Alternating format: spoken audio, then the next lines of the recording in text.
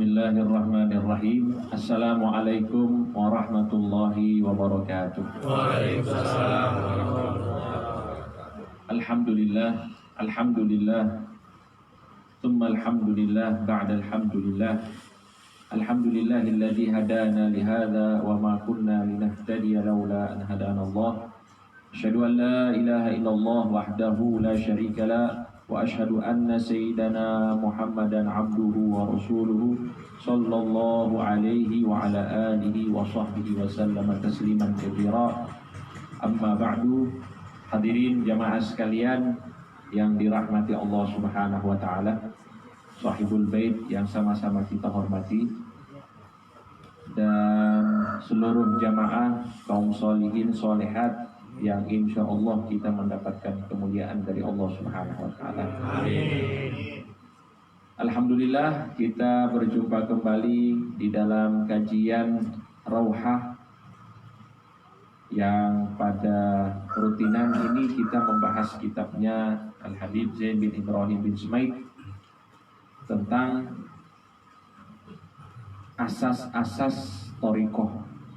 Dalam hal ini thariqah Alawiyah, yang sudah kita bahas salah satu rukunnya, yaitu tentang rukun ilmu, dan kita masih dalam pembahasannya. Di dalam rukun ilmu sudah kita bahas banyak hal, dan sampailah kita pada pembahasan tentang adab, baik dari seorang muallim, guru, ataupun seorang muta'alim, yang nanti pada saat ini kita akan bahas. Untuk menambah keberkahan dari majelis, mari sama-sama kita berdoa kepada Allah Subhanahu wa taala dan berniat ta'allum. Bismillahirrahmanirrahim. Bismillahirrahmanirrahim. Nawaitu ta'alluma wa ta'lim wal mudzakarata wat tadhkir wan naf'a wal intifa' wal ifadata wal istifadah wal hatha ala tamassuki bi kitabillahi wa sunnati rasulih sallallahu alaihi wasallam wa du'a ila al-huda wa dalalata ala al-khairi ibtigha'a wajhillahi wa mardatihi wa qurbihi wa thawabihi subhanahu wa ta'ala. Al-Fatihah.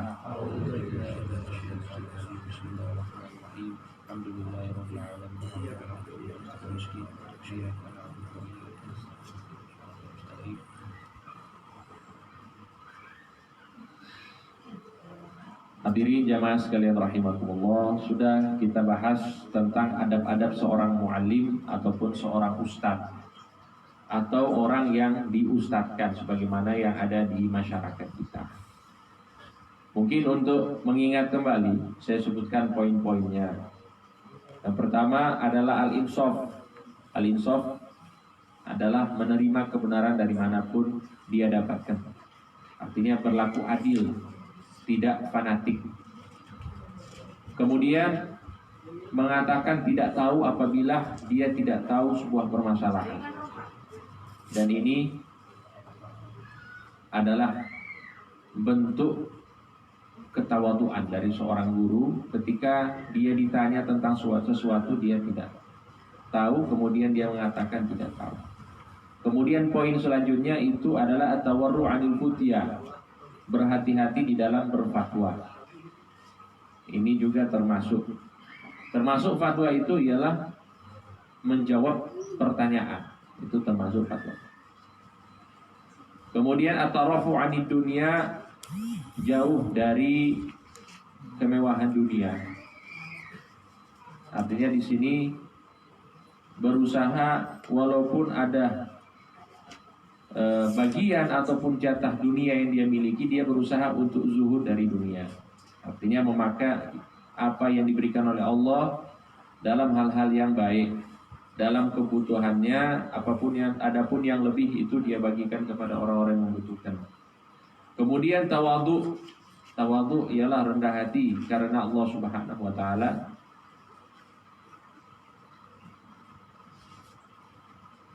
Kemudian berusaha semaksimal mungkin untuk tidak berinteraksi banyak dengan para penguasa.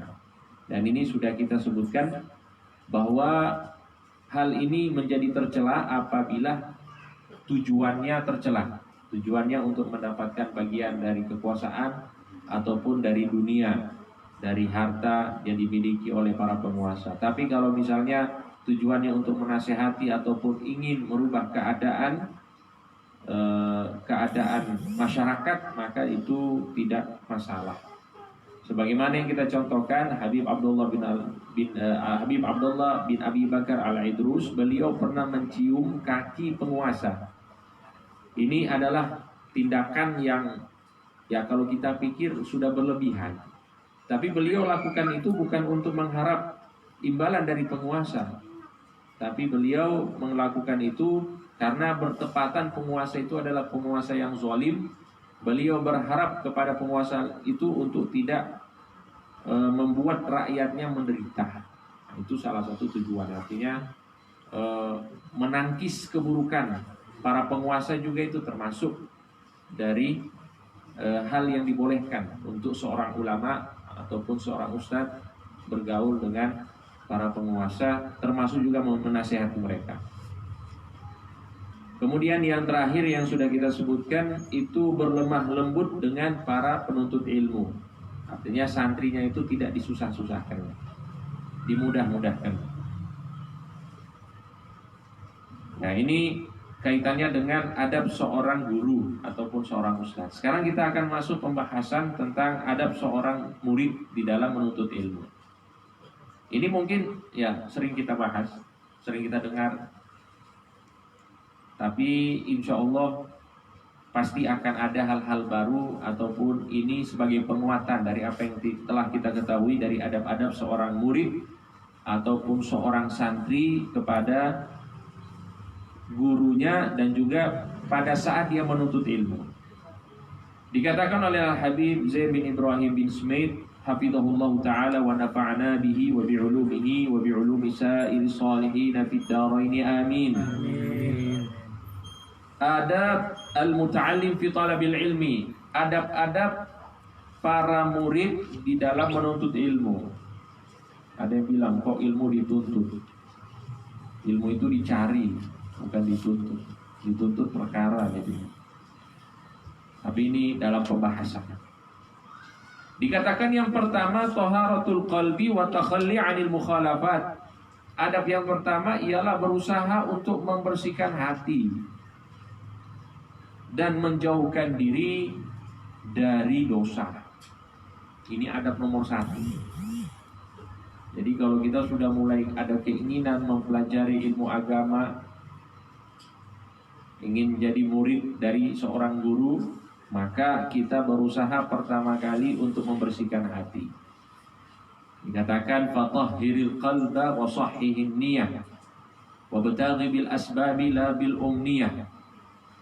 Bersihkanlah hati dan luruskanlah niat dan lakukanlah sebab-sebab. Berikhtiarlah di dalam menuntut ilmu dan bukan dengan cara berkhayal.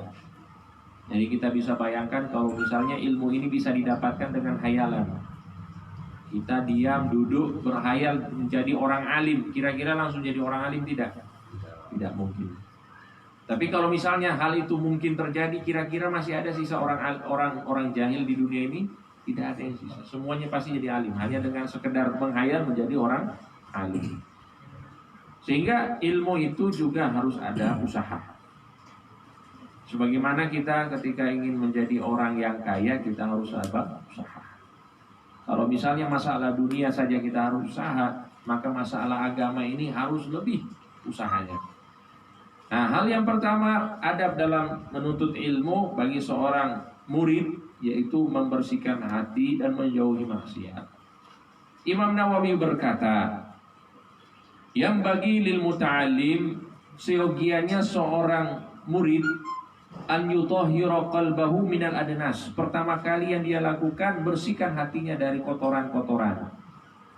Kotoran-kotoran hati. Kotoran-kotoran hati itu penyakit-penyakit hati. Habib Abdullah bin Alawil Haddad menyebutkan 3 utama. Yang pertama, riya. Yang kedua, takabur. Yang ketiga, hasud atau iri. Ini 3 penyakit hati yang paling utama. Nanti dari 3 ini turun yang lainnya. Kemudian beliau jelaskan, Habib Abdullah bin Al-Haddad di dalam kitab Adab Sulukil Murid itu, kenapa 3 penyakit hati ini muncul? Kenapa harus ada orang yang hasud? Kenapa harus ada orang yang takabur? Kenapa harus ada orang yang riya? Kenapa semuanya ini muncul? Kata beliau, karena dunia telah menguasai hatinya. Jadi benarlah apa yang disampaikan oleh Nabi Muhammad SAW, hubbud dunya ra'su kulli khati'ah. Cinta dunia yang berlebihan adalah pokok segala bentuk kesalahan ataupun dosa. Jadi kalau dunia itu sudah terlalu terisi, terlalu mengisi ruang hati kita, tidak ada ruang lagi untuk Allah, maka yang terjadi penyakit-penyakit hati muncul. Nah, jadi itu kata Imam Nawawi, yang paling pertama yang harus dilakukan, bersihkan hati dari kotoran-kotoran.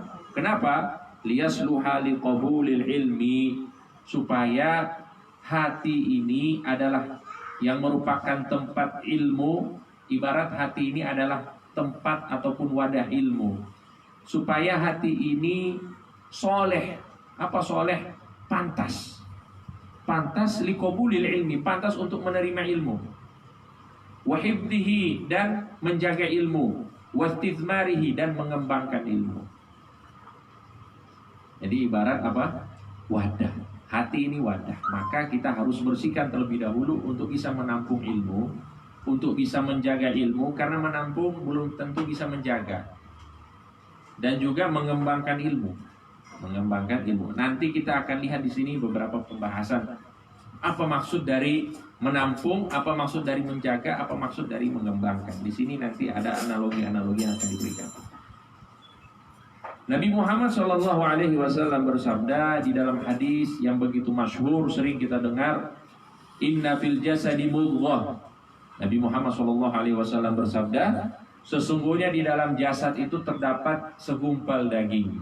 Idza saluhat saluhat jasadu kulluhu. Kalau misalnya segumpal daging itu baik, maka seluruh tubuh akan baik. Wa idza fasadat fasadal jasadu kulluhu. Kalau misalnya sepenggal daging itu buruk, maka seluruhnya juga akan buruk. Ala wahyal qalbu, ketahuilah sepenggal hati itu ialah sepenggal daging itu ialah hati. Jadi kalau di dalam mungkin sebuah komunitas, hati itu adalah pemimpinnya. Di dalam tubuh kita, pemimpin diri kita ini adalah hati kita. Maka kalau hatinya baik, maka insya Allah seluruh anggota tubuh akan ikut baik. Wa qalu tatyibul qalbi lil ilmi ka tatyibil ardi lizira'ah. Memperbagus hati untuk ilmu. Jadi kita ini mau belajar agama, pastikan yang pertama tadi sudah disebutkan termasuk adab, membersihkan apa? Hati. Hati sudah dibersihkan, sudah dibenahi. Pembenahan hati untuk ilmu itu seperti pembenahan tanah untuk ditanam. Jadi kita kan kalau tanah itu kita harus apa istilahnya itu? Gembur ya. Dibajak dan lain sebagainya. Supaya apa?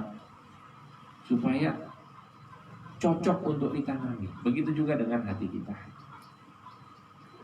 Qala Sayyiduna Al-Imam Abdullah bin Alawil Haddad, Habib Abdullah bin Al-Haddad berkata, "Lau ji'ta biwi'ain wasikhin li rajulin turidu minhu samnan aw asalan aw nahwa dzalika qala laka ruh iksilhu awalan." Jadi kalau misalnya gini, kita mau minta sesuatu dari orang. Kata beliau di sini karena makanan di sana itu kan samnan, minyak samin. Kemudian minta misalnya asalan, minta madu ataupun makanan-makanan yang lainnya. Kita kalau misalnya di sini mau minta apalah dari orang, kita bawa wadah. terus wadahnya itu kotor, kira-kira orang yang kita mintai itu akan katakan apa pada diri kita? Cuci dulu wadahnya. Gak mungkin langsung dikasih kan? Karena kalau dikasih, ya pasti makanan itu akan jadi kotor. Pasti akan mengatakan, cuci dulu. Wahada fi umuri dunia. Ini permasalahan dunia. Ya, dalam hal ini wadah yang kotor, dalam permasalahan dunia, kita pasti bersihkan dulu. Wa kaifa tud'ul asraru fil qulubil wasikhah? Maka bagaimana mungkin rahasia-rahasia Allah itu akan diletakkan di hati-hati yang kotor? Tidak mungkin. Ini harus dibersihkan dulu, kemudian dia akan menjadi pantas menerima rahasia-rahasia Allah. Apa itu rahasia-rahasia Allah? Asrullah itu termasuk kasyf, dibukakan hijab untuk dirinya. Hatinya dibukakan hijab oleh Allah Subhanahu wa taala sehingga yang tidak nampak menjadi nampak untuk dirinya. Nah, kenapa kita ini terhijab? Karena hati kita apa? Kotor. Wadah kita untuk menampung asrarullah ini masih kotor, sehingga masih terhijab. Nah, ini maksudnya tadi, membersihkan hati. Kemudian juga ketika Imam Syafi'i rahimahullah ta'ala belajar kepada Imam Malik. Nah, ini kita belajar. Karena seorang guru itu seperti mereka-mereka ini yang luar biasa, guru dan wali Allah Subhanahu wa ta'ala. Mereka hanya sekedar melihat murid sudah paham. Muridnya ini bersih hatinya, muridnya ini kotor hatinya. Kita sudah bahas pembahasan tentang wali, bahwa wali melihat hati sebagaimana melihat air di gelas yang bening, kelihatan isi hatinya. Ketika Imam Syafi'i datang kepada Imam Malik ingin belajar, langsung dikatakan oleh Imam Malik, wahai anakku, ittaqillah. Masih kecil ini, belum balik, umurnya belum balik. Langsung dikatakan bertakwalah kepada Allah, wajtanibil ma'asi, hindarilah maksiat, fa innahu sayakunu laka sya'nun. Karena sesungguhnya nanti kamu akan memiliki kedudukan yang tinggi yang akan diberikan oleh Allah Subhanahu wa taala di dunia ini. Menjadi ulama besar, penerus dari Imam Malik. Di dalam riwayat lain, Imam Malik berkata, innallaha alqa ala qalbika nuran. Sungguh Allah Subhanahu wa taala telah memberikan di dalam hatimu nur, cahaya. Cahaya itu sir. Sir itu rahasia. Apa itu? Kasyf. Sudah dibukakan hatimu oleh Allah Subhanahu wa taala. Fala tudfi'hu bil ma'asi. Maka jangan kamu padamkan cahaya Allah yang Allah berikan kepadamu itu dengan maksiat. Jadi setiap kita itu sebenarnya, setiap kali kita dekatkan diri kepada Allah, baik dengan belajar, baik dengan ibadah, baik dengan membantu orang, itu sebenarnya ada cahaya di dalam hati kita. Cahaya itu muncul nanti dalam bentuk firasat-firasat. Kadang-kadang kita gitu. Makin kita kuat iman kita, ada-ada saja firasat-firasat yang muncul. Firasat-firasat yang menjurus ke hal-hal yang benar. Kamu jangan begini, kamu jangan begitu. Ada firasat-firasat. Firasat itu adalah nur, cahaya yang Allah Subhanahu wa taala berikan di dalam hati kita. Tapi cahaya ini mulai redup. Kenapa? Karena maksiat yang kita lakukan. Kalau orang banyak maksiat, tidak terarahkan hidupnya. Tidak terarah. Karena tidak ada nur dari Allah Subhanahu wa ta'ala.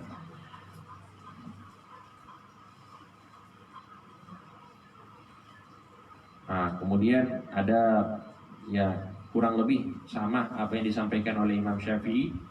Katanya Imam Syafi'i itu di dalam riwayat pernah mengalami masalah di dalam belajar. Jadi Imam Syafi'i ini masih pada saat beliau belajar itu pernah beliau susah untuk menghafal. Katanya Imam Syafi'i itu susah untuk menghafal. Padahal beliau itu kalau sekali dengar orang bicara langsung hafal perkataan orang itu. Untuk itu tempat yang paling malas Imam Syafi'i lewat di situ pasar. Karena tawar-menawar itu beliau langsung hafal apa yang dikatakan oleh orang-orang. Jadi kalau lewat pasar itu tutup telinga Imam Syafi'i. Beliau kalau mau baca kitab, ini 2 lembar ini. Lembaran yang selanjutnya ini ditutup, dibaca sekali, ini ditutup lagi. Yang sudah dibaca pasti dihafal, sekali baca langsung hafal Imam Syafi'i. Tapi beliau merasa itu masih kurang. Kayaknya ada maksiat yang saya lakukan. Maka dia mengadu kepada gurunya yang bernama Imam Waqi'. Imam Waqi' ditanya oleh Imam Syafi'i, "Wahai Imam, kenapa saya ini memiliki hafalan yang kurang?" Ini beliau merasa hafalannya kurang. Padahal sudah seperti itu. Kira-kira kita seperti apa ini? Ngafal sudah berulang-ulang kali tapi nggak hafal-hafal. Beliau seperti itu masih merasa kurang. Sehingga Imam Waqi' berkata, "Wa akhbarani bi annal ilma nurun." Imam Waqi', guruku, berkata bahwa ilmu itu adalah cahaya. Ilmu itu bukan materi, tapi adalah cahaya. Wa nurullahi, dan cahaya Allah, la yuhda lil asi, tidak diberikan kepada orang yang melakukan maksiat. Diriwayatkan bahwa Imam Syafi'i ini tidak sengaja melihat bayangan tumit perempuan. Bayangan tumit perempuan, bukan tumitnya, bayangan tumit perempuan, dosa. Melihat bayangan tumit perempuan itu hafalannya agak goyang. Ya, gimana kita keadaannya saat ini? Nah, sehingga ini menjadi pelajaran untuk kita. Ya, berusaha walaupun kita di akhir zaman, berusaha untuk tetap menjaga diri dari maksiat. Karena maksiat itu pada hakikatnya akan memadamkan nurnya Allah Subhanahu wa taala di dalam hati kita. Nah, itu yang pertama. Jadi kita bersihkan hati dan menjauhi maksiat. Yang kedua, al-ikhlasu lillahi fi ta'allumil ilmi. Ikhlas di dalam menuntut ilmu karena Allah Subhanahu wa taala. Dan ini sudah jelas lah. Kalau kita mau belajar ilmu agama, usahakan ada niat ini, niat untuk karena Allah Subhanahu wa taala. Nabi Muhammad SAW bersabda, "Innamal a'malu binniyat." Sesungguhnya amal itu diterima oleh Allah, amal itu akan benar dengan niat. Jadi kalau niat kita benar, insya Allah amal pun akan ikut benar. Pertanyaannya, bagaimana niat itu karena Allah? Jadi kita ini ingin berniat karena Allah, tapi gimana caranya berniat belajar karena Allah? Di sini beliau jelaskan kepada kita. Fayam bagi an yaqsida bihi wajhallahi wal amala bihi. Belajar ini kita niatkan khusus untuk Allah dan untuk mengamalkannya. Jadi jangan belajar tapi tidak ada niat untuk mengamalkan. Usahakan kita hadirkan di dalam niat kita belajar untuk beramal. Karena kalau orang belajar tidak beramal, maka ilmunya akan menjadi beban untuk dirinya. Tapi kalau kita dari awal sudah pasang niat, saya belajar ini supaya bisa saya amalkan, insya Allah berikan kemudahan untuk beramal. Jadi niat untuk beramal, niat untuk Allah dan niat beramal. Wa ihya asy-syari'ah, dan menghidupkan syariatnya Nabi Muhammad SAW. Itu niatkan juga. Saya belajar ini supaya syariatnya Nabi Muhammad ini hidup. Minimal di dalam diri saya. Alhamdulillah bisa hidup di dalam diri orang lain dengan saya mengajarkannya. Wal qurba minallahi wa talaba ridhah. Dan niat juga supaya bisa mendekatkan diri kepada Allah dan bisa mendapatkan ridhonya Allah Subhanahu wa taala. Itu niat. Bisa mendekatkan diri kepada Allah, mendapatkan ridho Allah. Itu termasuk niat karena Allah. Wa izalatal jahli an nafsihi wa an sa'iril juhal. Menghilangkan kebodohan dari dirinya dan juga dari orang lain.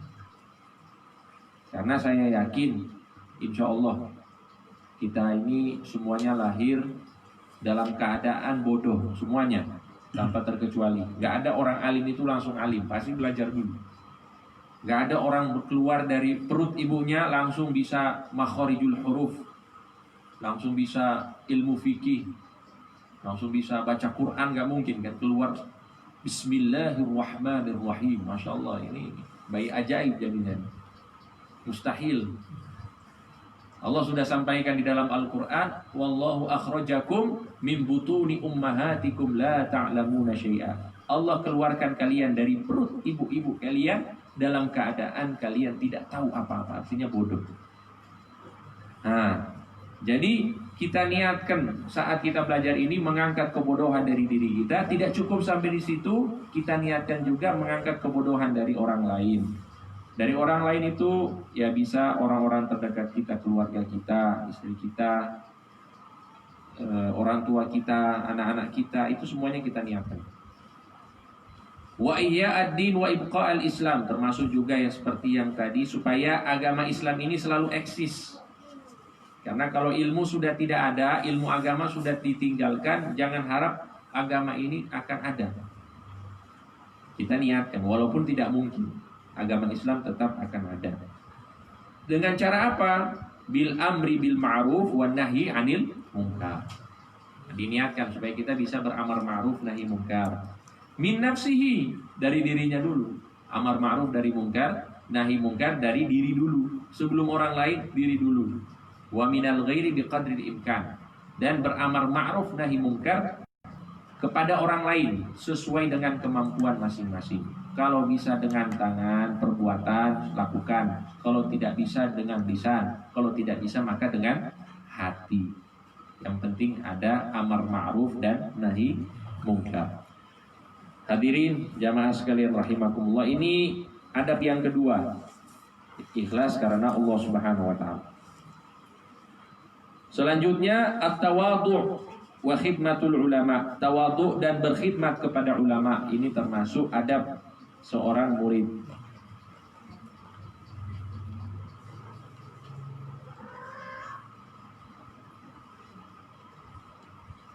Yang bagi li talibil ilmi alla yudhilla nafsahu bitama'.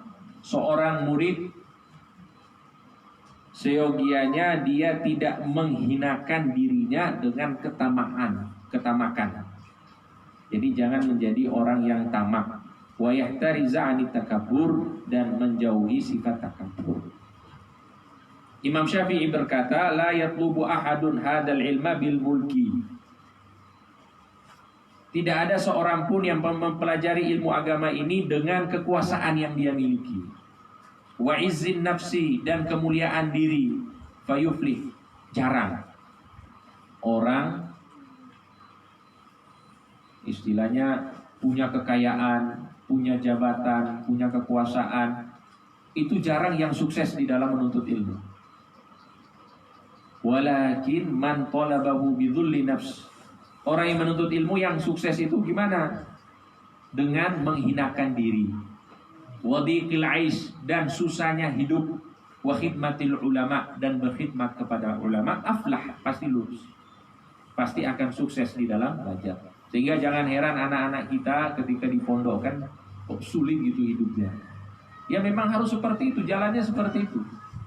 Kita kalau misalnya mau cari harta, bisnis, dagang, dari subuh kita udah bangun. Kalau yang di pasar, dari subuh sudah bangun, pergi ke pasar, persiapkan semuanya. Susah. Tapi untuk mendapatkan sesuatu yang kita inginkan. Begitu juga dengan ilmu. Gak ada ilmu itu dapat dengan santai, gak ada. Al-ilmu la yunalu birahatil jasad. Ilmu tidak didapatkan dengan diri yang nyantai, tidak ada. Orang nyantai, apalagi zaman sekarang dengan video Zoom, jarak jauh, muridnya tidur-tiduran. Lagi belajar tapi tidur-tiduran. Ini nyantai, nggak dapat ilmu ini. Ilmu itu harus susah, harus bersusah payah. Ulama berkata, la yunalul ilmu illa bimuzahamatil ulama ibirrukab. Ilmu itu tidak didapatkan kecuali berdesak-desakan di hadapan para ulama dengan lutut. Berdesak-desakan, artinya duduknya itu ya ada duduk, cara duduk penuntut ilmu begini, duduk tahiyat. Duduk tahiyat itu termasuk cara duduk penuntut ilmu. Ada juga yang mengatakan seperti ini, ada. Tapi kalau dalam keadaan yang sempit, kita ingin mendengarkan ulama, seperti itu. Berdesak-desakan. Dan itu saya saksikan, saya dulu sempat seperti itu. Di ruangan, ya lebih besar dari ruangan ini, yang hadir ratusan orang, berdesak-desakan. Terus kipas anginnya mati. Terus di Sudan ini panas. Celcius berapa Celcius itu? 45 derajat Celcius. Jadi itu kayak mandi kita, kayak shower. Tapi di depan ulama mendengarkan hadis. Nikmat. Tapi ya sulit, nikmat tapi sulit. Berdesak-desakan di hadapan para ulama. Nah, dengan itu kita akan dapat keberkahan ilmu. Dengan begitu kita akan dapat keberkahan ilmu. La yunalu ilmu illa bimuzahamatil ulama'i birrukab. Berdesak-desakan dengan lutut di hadapan para ulama. Termasuk juga berkhidmat kepada ulama. Berkhidmat itu melayani. Berkhidmat itu mengadakan apa yang diinginkan oleh ulama, atau apa yang menjadi keperluan seorang ulama. Ada ustadz, ada ulama, butuh sesuatu, diadakan. Melayani lah intinya, itu termasuk. Dan terlalu banyak kisah-kisah tentang ini. Banyak sekali kisah-kisahnya tentang khidmat ulama. Jangan jauh-jauh, di Indonesia juga kita dengar banyak kisah-kisah dari para kiai-kiai kita.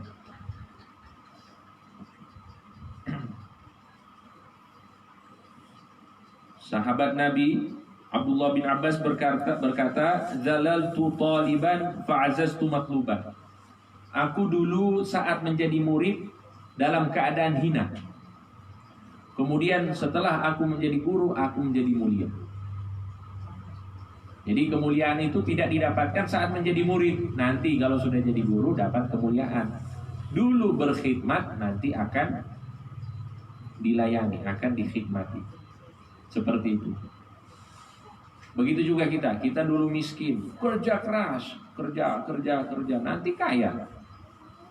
Ya kan, dulu hina, nanti mulia. Seperti itu juga dalam menuntut ilmu.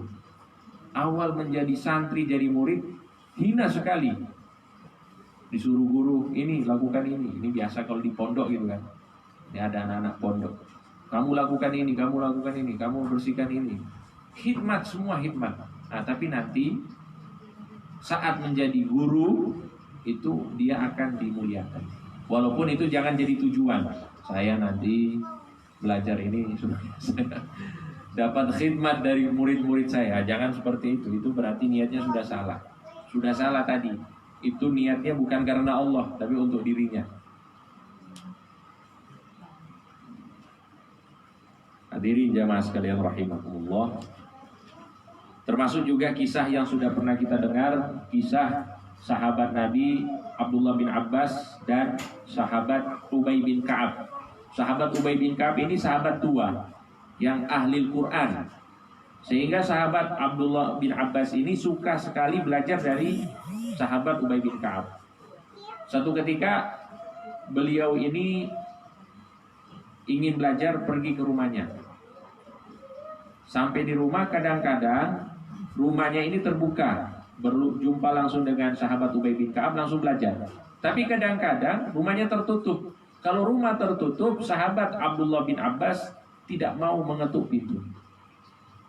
Pokoknya sampai selesai urusannya sahabat Ubay bin Ka'ab, keluar, baru mau belajar dan mau meminta untuk diajari.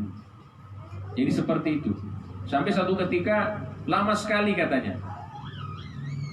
Dari pagi hampir sampai sore, beliau menunggu di depan rumahnya Ubay bin Ka'ab untuk mempelajari ilmu. Saat sahabat Ubay bin Ka'ab keluar, kaget. Wah, kamu dari kapan di sini? Soalnya sudah ada tanda-tanda bahwa dia itu sudah lama di situ, sudah penuh dengan debu. Karena kan di sana, ini di Arab ini, kelihatan debu berterbangan, kena baju. Wah, ini sudah lama kamu di sini. Sejak kapan? Saya dari pagi. Kenapa gak ketuk pintu? Saya gak mau. Saya malu. Saya mau kamu, wahai sahabat Ubay bin Ka'ab, selesai dari urusanmu, kemudian kamu keluar dalam keadaan sudah siap untuk mengajar itu. Sampai seperti itu adab. Sampai seperti itu tawadhunya. Nah, masih dua sahabat yang sama. Karena beliau ini, sahabat Abdullah bin Abbas, tahu bahwa keberkahan ilmu didapatkan dengan berkhidmat kepada para ulama. Satu ketika sahabat Ubay bin Ka'ab ini mau pergi naik kuda. Pas mau naik kuda, kudanya ini ditahan oleh sahabat Abdullah bin Abbas untuk dinaiki. Setelah dinaiki, kuda ini dibawa jalan gitu. Kalau kita zaman sekarang kayak disupiri lah gitu. Ada ustadz, ada kiai, kita supir atau kita bonceng di belakang. Seperti itulah kurang lebih. Tapi kalau zaman dulu kan kuda gitu, dibawakan, kudanya dibawakan. Sahabat Ubay bin Ka'ab berkata kepada sahabat Abdullah bin Abbas, kenapa kamu lakukan ini? Hakadha umirna an nu'adzima ulama'ana. Begini kami diperintahkan oleh Rasulullah untuk memuliakan ulama-ulama kami. Jadi ta'zim kepada para ulama di bawah. Sampai ke tujuannya, sahabat Ubay bin Ka'ab turun, langsung diambil tangannya sahabat Abdullah bin Abbas, dicium. Ini guru cium tangan murid. Kaget, kenapa kamu cium tangan saya? Hakadha umirna an nu'adzima ahla baiti Rasulillah. Seperti inilah kami diajarkan oleh Rasulullah untuk memuliakan ahlu bait, keluarganya Rasulullah Shallallahu Alaihi Wasallam. Jadi seorang guru juga paham. Nah, ini intinya di sini ada tawadhu, ada khidmat ulama. Ini termasuk adab di dalam menuntut ilmu.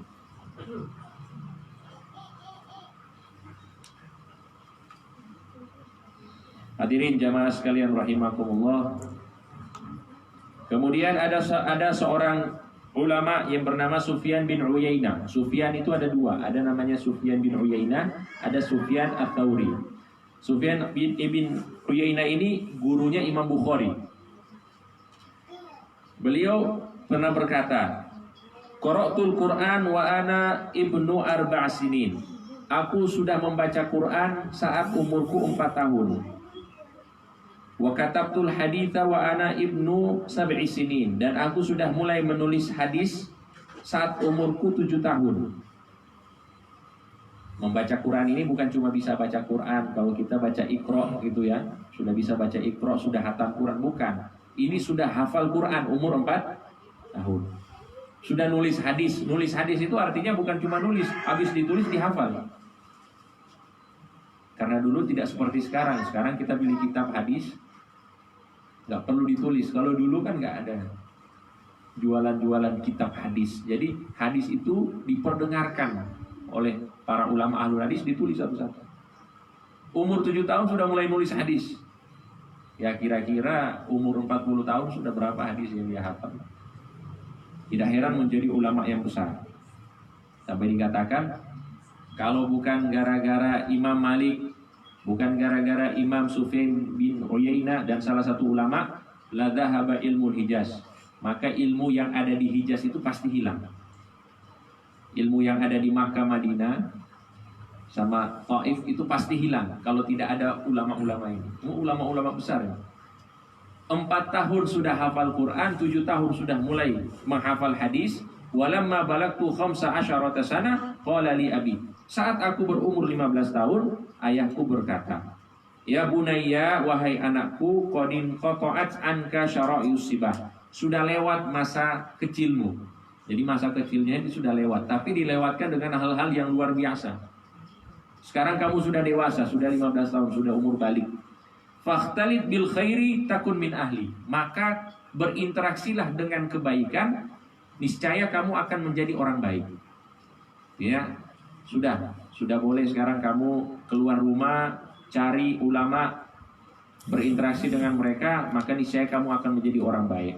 Wa'lam annahu lan yus'ada bil ulama'i illa man ata'ahum. Ketahuilah wahai anakku, tidak ada yang akan senang, yang akan beruntung dengan para ulama kecuali yang benar-benar taat dan patuh kepada para ulama. Kalau cuma dekat dengan para ulama tapi nggak mau dengar ulama, ya sama saja. Tapi kalau ingin mendapatkan keberuntungan dekat dengan para ulama, harus taat dan patuh kepada para ulama. Fa'ati'hum tus'ad. Maka taatlah kepada mereka, niscaya kamu akan bahagia, kamu akan beruntung. Wakhdumhum, dan berkhidmatlah kepada mereka, taktabis min ilmihim, maka kamu akan mendapatkan ilmu mereka. Berkhidmat, maka kamu akan mendapatkan ilmu mereka. Dan ini banyak sekali kisah-kisahnya, termasuk yang ada di Indonesia. Mbah Khalil Bangkalan itu banyak sekali kisahnya. Ketika ada murid, khidmatnya sudah sangat luar biasa kepada Mbah Khalil. Misalnya Mbah Manaf, pendiri pesantren Lirboyo, beliau itu pondok di pondok Mbah Khalil Bangkalan, dan Mbah Manaf ini termasuk keluarga miskin. Jadi beliau nggak punya sangu dari rumah. Sangunya dari mana? Beliau bekerja kepada para petani. Ini kisahnya seperti itu. Ini kan di Madura. Sedangkan beliau kalau ingin dapat sangu untuk bisa mondok, beliau itu harus pergi ke Banyuwangi. Di Banyuwangi itu apa yang beliau lakukan? Beliau bantu petani. Nanti setelah membantu petani, beliau dikasih ya bagian lah dari hasil petani itu. Nah, satu ketika beliau itu pernah membantu petani jagung di Banyuwangi. Setelah dibantu, dapat 1 karung jagung. Ini sebagai sangu nanti supaya bisa mondok gitu, supaya bisa punya makanan untuk mondok. Dulu pondok seperti itu, makan sendiri. Nah, saat beliau pulang dengan bawa sangu ini, Mbah Khalil lihat, tanya, kamu dari mana? Oh, saya dari kerja. Ini saya bawa sangu untuk bisa mondok sama jenengan. Ya sudah, kalau gitu apa yang kamu bawa? Saya bawa jagung. Bisa nggak saya minta jagungnya? Jadi bisa bayangkan. Ini sangunya untuk mondok diminta oleh gurunya. Bisa nggak saya minta jagungnya ini? Mbah Manaf langsung, karena gurunya langsung. Ini termasuk khidmat ini untuk dapatkan ilmu. Ini Mbah Yai dikasih jagungnya, dikasih. Tiba-tiba Mbah Yai Khalil Bangkalan langsung manggil ayam-ayamnya. Ayam-ayamnya dipanggil. Ini jagung dibagikan ke ayam-ayam. Jadi bayangkan, yang buat sangu, rencananya buat sangu, ternyata diambil oleh gurunya, dikasih makan ayam. Kalau dimakan oleh gurunya mungkin masih senang hatinya tuh. Ini dikasih ke ayam. Kalau kita kira-kira gimana itu? Udah kerja berbulan-bulan, hasilnya itu diminta guru, kemudian guru ngasih ke ayam, bukan dibuat makan guru. Pas dikasih ke ayam itu, Mbah Khalil lihat mukanya Mbah Manaf. Berubah nggak mukanya? Ternyata tidak ada perubahan. Senyum. Pokoknya ini termasuk khidmat. Ini saya bahagia bisa memberikan sesuatu kepada guru saya. Senyum. Setelah itu kata Mbah Khalil, kalau gitu kamu sudah selesai pondok, pulang ya. Nggak usah belajar lagi. Pulang, udah lulus. Jadi dulu cara mengajarnya seperti itu. Lulus, bikin pondok, pondoknya sampai sekarang ada. Belajarnya dikit, tapi karena khidmatnya yang begitu luar biasa, pulang jadi ulama besar. Karena apa? Khidmat itu akan mendapatkan keridhaan dari guru. Kalau ridho guru sudah didapatkan, maka insya Allah ilmunya guru juga akan didapatkan. Untuk itu dikatakan wakhdumhum taqtadis min ilmihim. Berkhidmatlah kepada mereka, maka kamu akan mendapatkan ilmu mereka. Nah, jadi gitu. Masih banyak kisah-kisah yang lain yang saya dengar dari para ulama kita di sini. Hadirin jamaah sekalian rahimakumullah. Kemudian Imam Ja'far Shadiq berkata, arba'un la yanbaghi lisyarif an ya'nafa anha. Ada 4 hal yang seharusnya dilakukan oleh seseorang yang mulia, seorang syarif, seorang yang mulia. Yang pertama, qiyamuhu min majlisihi li abihi. Berdirinya untuk ayahnya. Jadi kalau misalnya orang tuanya datang, ayahnya, ibunya datang, jangan duduk, berdiri untuk mereka. Ibu kita, bapak kita dari luar datang, masuk ke rumah.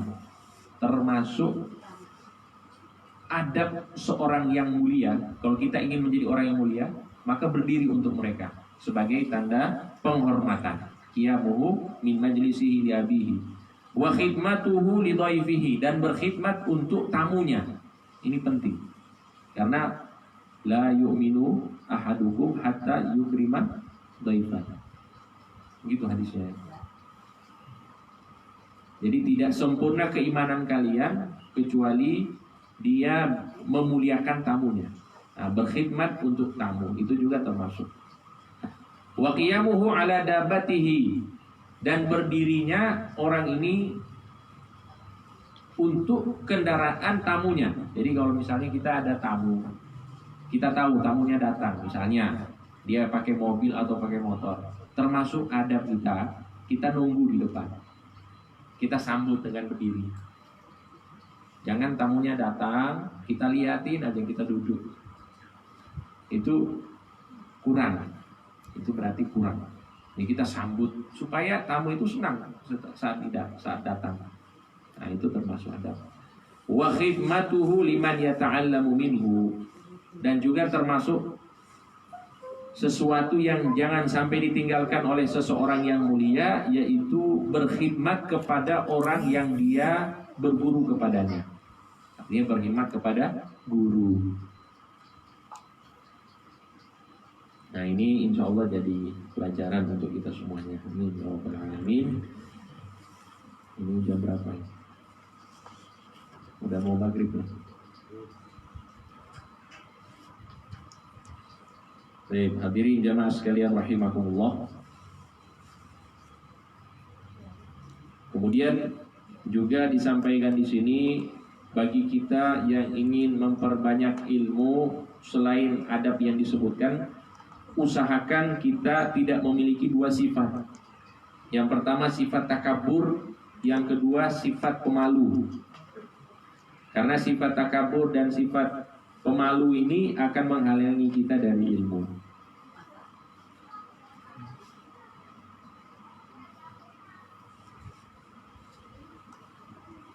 Nah, kemudian terakhir ada dua adab saya sebutkan di sini, adab dalam menuntut ilmu, yaitu iltimasul faidati haitsu kanat. Mencari faedah ilmu dari manapun. Mencari faedah ilmu dari manapun. Maksudnya apa ini? Maksudnya dia berusaha mencari ilmu ataupun mempelajari adab dari siapapun. Mungkin saja gurunya itu orang dekat, atau orang jauh, atau orang mulia, atau orang yang hina, atau orang yang terkenal, atau orang yang tidak terkenal. Yang penting dia bisa belajar ilmu dari orang itu, maka tetap kita harus berusaha untuk mencari ilmu dari mereka. Itu maksudnya di sini. Ini termasuk adab. Jadi tidak menutup diri. Dapat ilmu dari siapapun ya, belajar. Pokoknya belajar. Termasuk dari broadcast, ya kan, ada kiriman-kiriman. Yang penting bukan hoax. Kalau hoax jangan. Yang benar, yang ada sumbernya, itu kita pelajari. Karena Nabi Muhammad SAW bersabda, al-hikmatu dhalatul mu'min. Hikmah atau ilmu itu adalah sesuatu yang dicari oleh seorang mukmin. Haitsuma wajadaha iltaqataha. Dimanapun dia dapatkan maka ambil.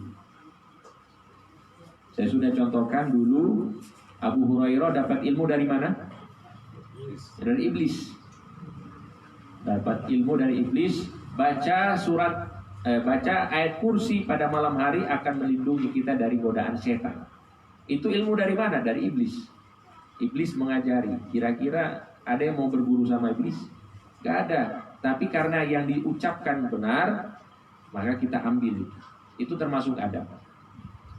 Dan ini juga membuat kita supaya tidak fanatik.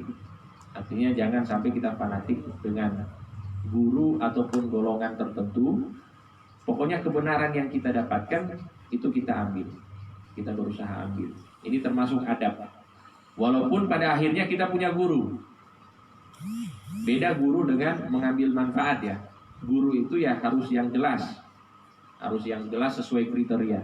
Tapi kalau mengambil manfaat ilmu dari manapun, disebutkan dalam hikmah, undur ma qala wala tandur man qala. Lihatlah apa yang diucapkan dan jangan lihat siapa yang mengucapkan. Mungkin orangnya ini kok nggak jelas gitu, tapi omongannya benar ya kita terima. Gitu mudahnya. Orangnya masya Allah, tapi ngomongnya kurang benar ya kita jangan terima. Undur ma qala ila wala tandur man qala. Nah ini baca. Nah, hadirin jamaah sekalian rahimakumullah. Kemudian adab yang terakhir, at-takhaffuf minat ta'ami wal manam. Ini yang sulit. Meminimalisir makan dan tidur. Apalagi saat ngaji. Tidur saat ngaji ini penyakit katanya. Penyakit. Kalau dulu saya pas di sana itu, pas belajar, kalau ada guru terus kita ngaji, ada teman tidur, pasti teman yang tidur itu disuruh keluar. Pokoknya kamu lima tanam, kenapa kamu tidur? Ukhruj, keluar. Terus kita tanya, kenapa diusir? Li'anna naum an-nu'as yu'di katanya. Rasa ngantuk itu ataupun tidur itu menjangkit. Nanti satu tidur yang lain juga tidur. Menular. Nah, seorang penuntut ilmu berusaha untuk makan sedikit, tidur sedikit. La yasluhul ilmu liman ya'kulu hatta yashba'. Katanya tidak pantas ilmu itu didapatkan bagi orang yang makan sampai kenyang. Wah, kita ini beda. Kita makan sak kenyang-kenyangnya ini. Tapi kalau keadaan ini bisa kita lihat nanti di pondok pesantren itu memang diajarkan ini. Makannya sedikit, tidurnya dikit. Nah, itu diajarkan di pondok-pondok. Nah, Luqman Al-Hakim berkata kepada anaknya, ya bunayya, wahai anakku, idam tala'atil ma'idah, kalau misalnya perutmu sudah penuh, namatil fikrah, maka pikiranmu akan tidur, tidak akan berjalan. Wa kharisatil hikmah, dan kebijaksanaanmu akan mandek. Wa qa'adatil a'dha 'anil ibadah, dan badan itu akan berat untuk melakukan ibadah. Kalau sudah terlalu kenyang, pikiran mandek, hikmah ya dari hati juga akan mandek, badan berat untuk lakukan ibadah kalau terlalu kenyang. Nah, ini hikmah yang disebutkan oleh para ulama. Imam Syafi'i pernah berkata, ma syabi'tu mundu sitta asyarata sana illa syib'atan taraktuha min sa'ati. Aku tidak pernah merasakan kenyang selama 16 tahun, kata Imam Syafi'i. Jadi tidak heran kenapa beliau jadi imam besar, karena beliau itu memang tirakat untuk tidak kenyang. Saya pernah dengar ada seorang kiai di sini namanya Kiai Abdul Majid. Kiai Abdul Majid dari Sidoarjo. Beliau itu tirakat untuk tidak tidur selama mondok. Gimana caranya? Di belakang pondok itu ada kali. Kalau sudah malam beliau pergi ke kali, nyemplungin diri kecuali kepalanya gini. Apa istilahnya? Mungkum di dalam air di kali sampai subuh. Gak mungkin kan ketiduran di air. Jadi itu dilakukan tiap hari selama mondok. Tirakatnya seperti itu. Akhirnya apa? Jadi wali besar, Mbah Abdul Majid. Dan masih banyak kisah-kisah yang lainnya. Intinya ini termasuk adab-adab di dalam menuntut ilmu. Imam Syafi'i berkata, li'anna syaba' yuthqilul badan, karena kekenyangan itu akan memberatkan badan, dan itu kita rasakan. Kalau terlalu kenyang berat. wa yuqassil qalb dan mengeraskan hati, wa yuzilul fitnah dan menghilangkan kecerdasan, wa yajlibun naum dan akan menarik rasa kantuk, wa yud'ifu sahibahu 'anil ibadah dan akan melemahkan orang tersebut dari ibadah. Ini masalah kalau terlalu kenyang. Nah ini mendengar sekalian, insyaallah bisa jadi ilmu yang manfaat untuk kita semuanya. Dan saya ulangi, ini adab-adabnya satu persatu. Yang pertama, bersihnya hati dan menjauhi maksiat. Yang pertama. Yang kedua, ikhlas dalam belajar karena Allah Subhanahu wa taala. Yang ketiga, tawadhu dan berkhidmat kepada para ulama. Yang keempat, mencari ilmu ataupun faedah ilmu dari manapun. Dan yang kelima, meminimalisir makan dan tidur. Ini insya Allah mudah-mudahan sedikit-sedikit bisa kita amalkan. Supaya kita benar-benar mendapatkan ilmu yang manfaat dan dimudahkan untuk beramal soleh sampai kita berjumpa dengan Allah Subhanahu wa taala. Amin ya rabbal alamin. Al-Fatihah.